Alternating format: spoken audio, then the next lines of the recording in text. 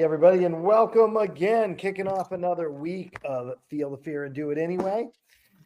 We're in chapter 3, and it's been so much fun today as I have been having conversations with folks, and they're resistant showing up to things because of fear. That's usually the only reason.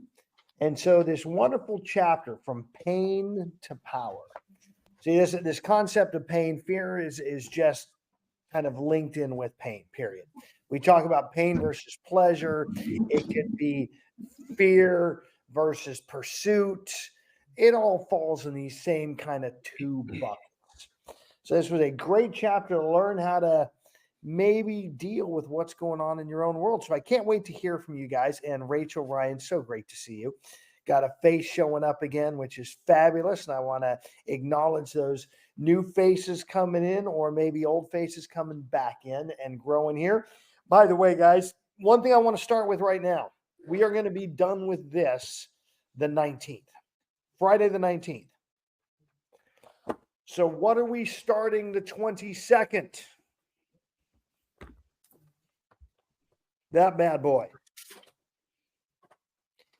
I would like for you guys to get it now. Is this it? It is, Judy. Okay. And I would like for you guys to start talking to people about being in here for this one. This one is a nuts and bolts of how to get cranking on your production. Okay, that's all it is. And so we want to make sure, obviously, we're helping you guys do that. And this production can be real estate production. It can be recruiting production. Either one. This is going to get us to kind of get out of our own heads. And then we're going to lean in this and really do the activities at a high level. So let's let people know the 22nd, boom. And between now and then, let's keep dissecting this bad boy. So let's get back to the content. From pain to power. What did you guys pull out of the content today? I noticed in the vocabulary chart a lot of Russisms. Go into some details on those, because it is a mindset shift to change your language. What kind of things? Well, I don't know where my copy is. My kid took it. It's somewhere. I love it that your daughter is already working on taking risk, on letting fears go away, and she's in there studying it. So this whole section on changing your language, it is so mission critical. As I told you guys before, not all of you have been with me forever. The language we use is what is our subconscious programming. It's how we show up. And that's why I'm so attentive to listening to what you guys say. And on the flip side, the language we choose is how we reprogram this thing. The language we use is the natural tendency. The language we choose is how we change that natural tendency. And so on that chart on page 30, did that catch anybody else's attention? And if you've got it, then I see Rachel's head bob. If you've got that book in front of you, I'd love for you to bring in, since Kara doesn't have her version, thanks to her lovely daughter, what you guys took out of that.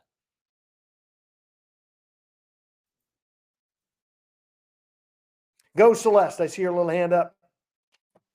So as I was reading on page 36, on the left side, it says, the kind of power I'm talking about is entirely different.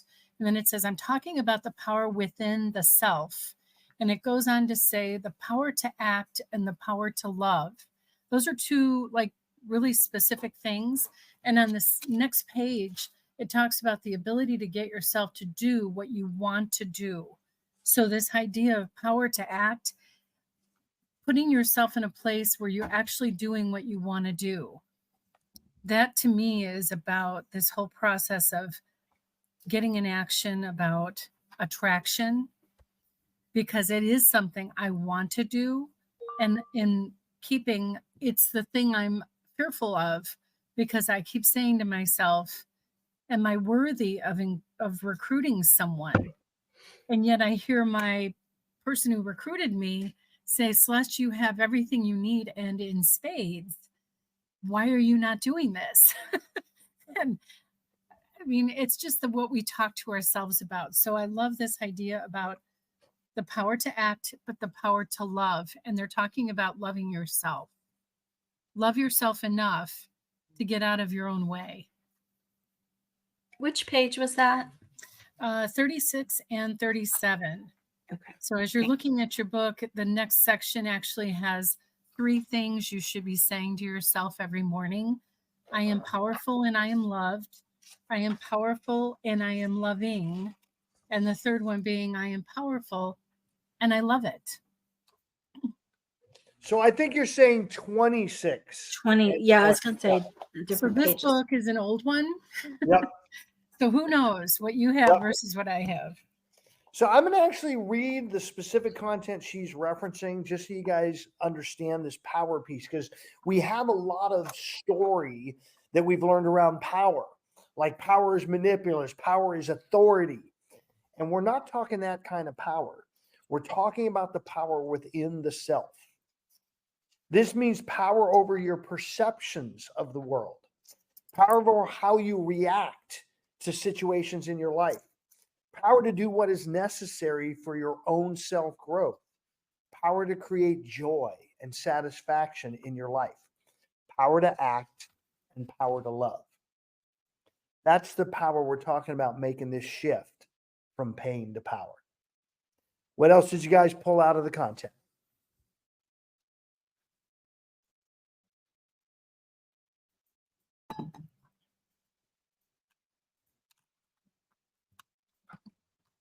Can I talk, Russ? Judy, yes, Ryan or Rachel, you're going to go first. I think Judy is speaking with a mic off. So I'm going to hit Rachel first, then Judy. What do you got, Rachel? Okay, so I was listening to it last night when I was driving, so I don't know what page, this was on. But one of the things that stuck out to me was talking about expanding your comfort zone.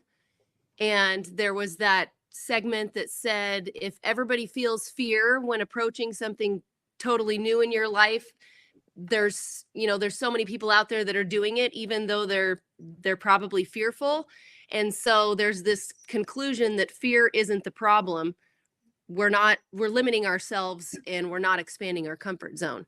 And it's just ironic because I think we can justify in our own minds, oh, I don't want to do that because I'm not good at it. Oh, I don't want to do that because I've never done it before. But I think when you think about it, we all are fearful about something. We all fear about like we're going to look stupid. We're going to sound dumb. We're not going to know what we're talking about.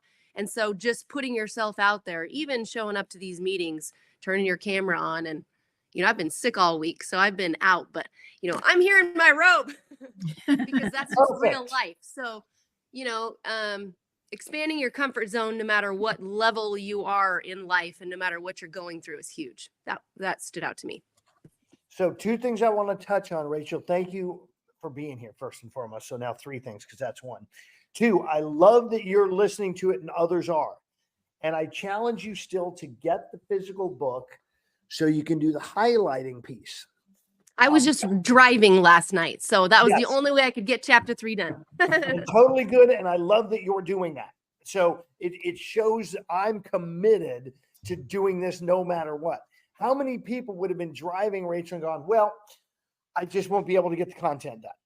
They'll throw up their hands and say they're done. You said, nope, I'm going to stay in opportunity. I'm going to figure out a solution. And here you are knowing the content. The last thing I want to do, though, is actually read that section in, because it's the very opening of 25. And it wrapped up the previous chapter. It said the last chapter revealed a critical insight indeed, and it's this. If everybody feels fear when approaching something totally new in life, yet so many are out there doing it despite the fear, then we must conclude that fear is not the problem. It's actually what we're all doing with it. And that's what this chapter is giving us a tool to move from the fear or the pain, because all fear is perceived pain, and move to the pleasure or the power. What else are you guys pulling out of the content? Go, Celeste. I see that hand. And now, Judy. No, Celeste, I committed to Judy. So Judy's next, then Celeste. Go. Okay. So the order of this turned out to be great with Rachel, because the quote I was going to read is page 28. The pathway is smooth. Why do you throw rocks before you? Yes, that was it. What is it about that one, Judy? We just shoot ourselves in the foot for no reason. You know, we try to make things hard, and that just says it all. It's just such a great word picture.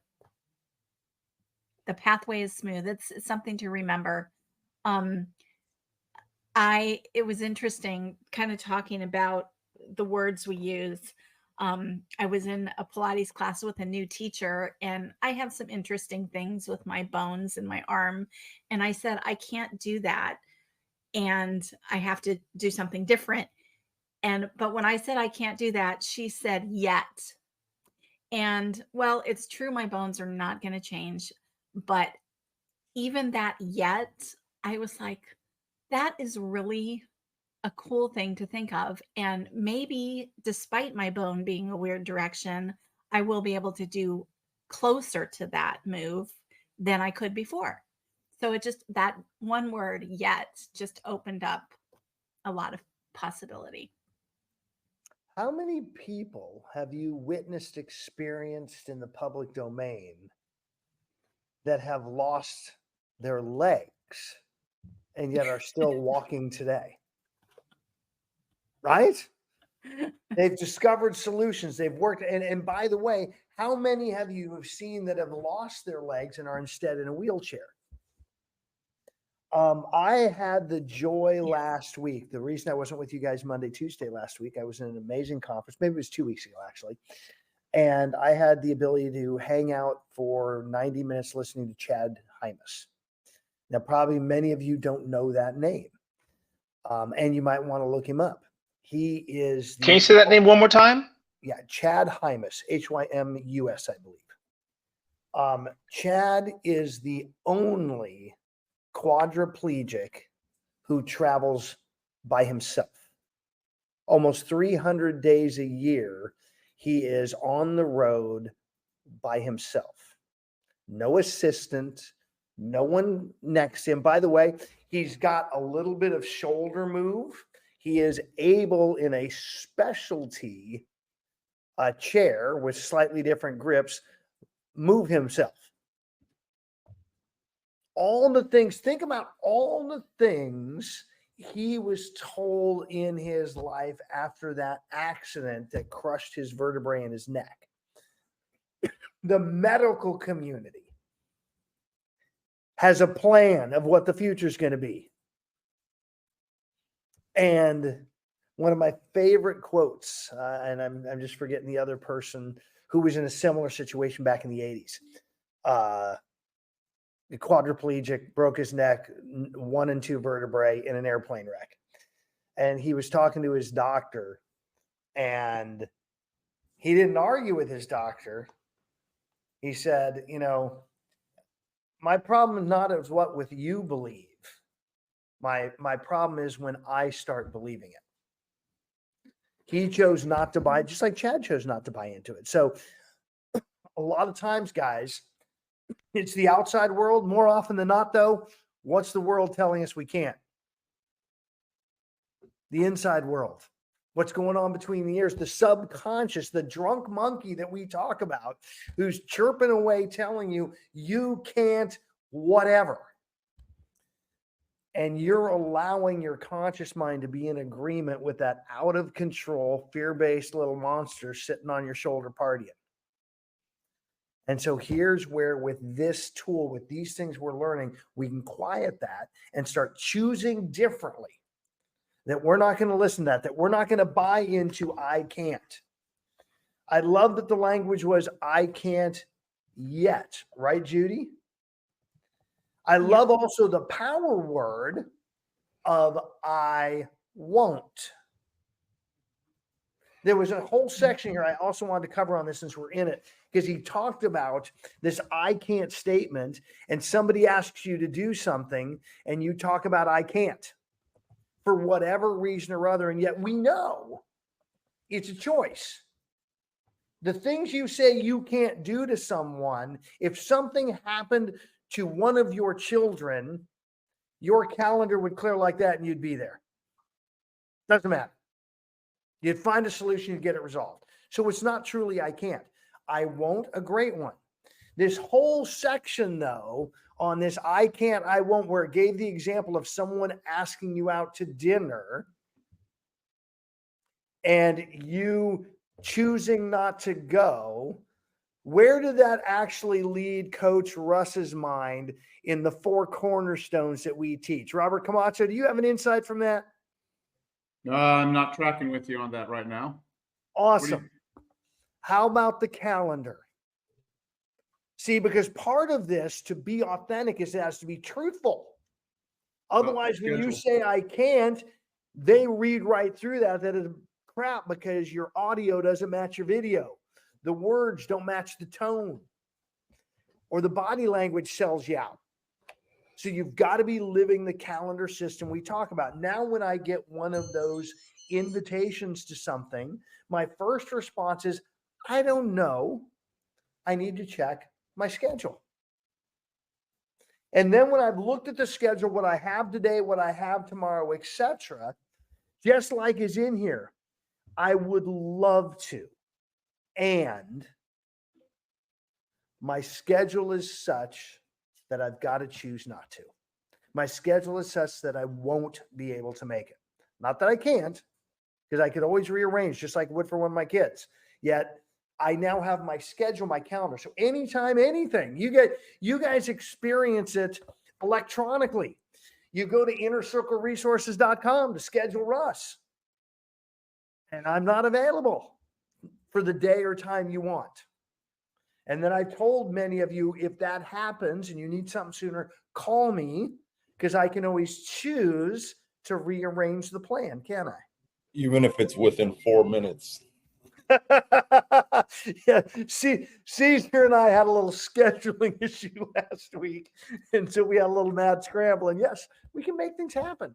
I get to make choices, and the great thing is the calendar allows that. Most of you think that you get to make choices by living a non-calendared life. I have to be totally unscheduled and flexible and responsive. I got to be able to answer my real estate clients at 9, 10 o'clock at night. I've got to be that agent. 7 days a week, 16, 18 hours a day. I'm at your beck and call. And yet that's not truly living a life by design, nor one that gets you to your plan. So let's implement that calendar. I love this section tying into what we already do. Celeste, did you have something else? I saw you post that you wanted to bring out of the content. Yeah, there was just the part 2 of what Judy just said. It's, this first part was about the rocks that you throw before yourself to make your travel more difficult. And the second part of it was the angels fly because they take themselves lightly. They're going the same path, but are they? So what do we mean by taking yourself lightly? What are some different ways on that, Celeste, that you see it? Oh my God. Talk about the type C, I think that shows up in me. I have to have everything scheduled and prepared and charted and organized and all these words that I prevent myself from just doing it. Going out there and just make a phone call, have a conversation with someone, even if it's to throw them a text. Say, I was just thinking about you today. How's your business? Something so simple. And you guys are teaching me that when I show up at that 8 o'clock session. And by the way, if you guys aren't doing this, why are you not doing it? I listened to a video. That's another thing. I listened to a video by Gene Fredericks. And this is probably a couple years old already because it was 86,000 agents at EXP. But he was talking about that it's about 10% of our company are actively doing attraction right now. And the reason why it's only 10% is because there's 90% of us are going, well, I have to be better and I should know this better. Whatever the comments are that you say to yourself, if you go to this 8 o'clock session that Russ does every single morning, it's accountability for attraction. If you just listen, you're going to learn that, people are doing it in different ways. I thought I had always to make a phone call. You don't. You can Right. do it a different way. You So can have it in front of people. I got to tell you that call was what, 15 minutes this morning? Yeah, That's just it. 15 And I minutes. said, so I already connected with 3 people, 3 conversations, and I booked an appointment. there Just you because go. I was like, fuck it. I'm like, what? Okay, what are they going to say? And it was all via text. So I didn't pick up the phone. I go, congrats. I saw that you won this award. I'd love to catch up and have lunch or breakfast. That was it, because our awards just came out for some magazine. So last session here, truth number 3, which is what Stacy and Celeste are experiencing. The only way to feel better about myself is to go out and do it. Or as Stacy said, fuck it and go I do it. did hear her say that. Yes. I think she was speaking a tie. So that's what happened there, right, Stacy? You threw a little tie in the middle of it. What else No. you guys pulling out of the content? So this is why, I think the absolute positive greatest marketing marketing theme is Nike's Just Do It. It encompasses everything. It takes away excuses. And if you would simply do it, if you would simply do it, amazing things And happen. that's Those that's run. the part, client, about the accountability that we do at 8. That's what it's about. It's you saying you're going to do it, and the next day telling us that you've done it, and then setting another do it. It's a whole lot of do done, and celebrating the successes. 15 minutes, 8 o'clock. Yes, Rachel, or yeah, 8 o'clock Central, Rachel. I just moved to Atlantic time, so now I'm really messing with my head. So yes, 8 o'clock Central. All right, guys. What else? There's I want to lots add, of good stuff. I want to add something to what client just said. The whole just do it. It doesn't say prepare before you do it. Think about doing it. Go get your scripts right before you do it. Get dressed before you do. I mean, we see Celeste dressing every morning. It seems like with her. It's hilarious. But it's really that simple, client. Just do it, whatever it is. And I want to point on the bottom of page 29, the number 7 thing. It has it talks about different life areas.